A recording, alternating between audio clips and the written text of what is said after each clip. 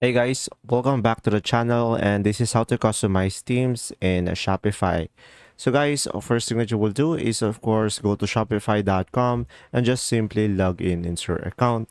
And from here, just simply go to your online store over here, guys. And after that, once you are here, you can just simply click on customize over here.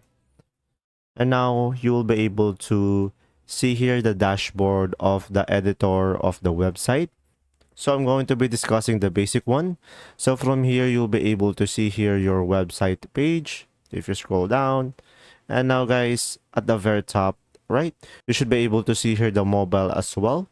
So guys, being on mobile and desktop are different thing. As you can see, it is a different preview. And if you want to go full screen, you can just click on this. So it will be depending on you. So let's go for the desktop for now. So guys, from here on the left side of the screen, you will have here multiple option. So from here, you will have the announcement bar option. And now you will have a drop down, which from here, you'll be able to change the text over here. Let's say I'm going to go for welcome to the channel. And from here, enter.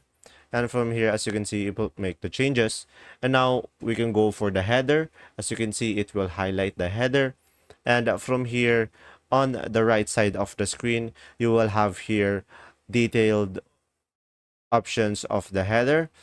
So as you can see, you will have the desktop logo position, which you can adjust it to the top left, to the top center. So it will be depending on you.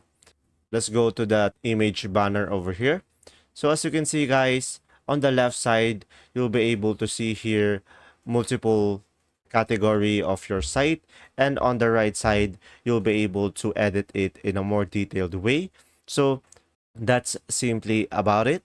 If this video was helpful, please like and subscribe, and thanks for watching. See ya.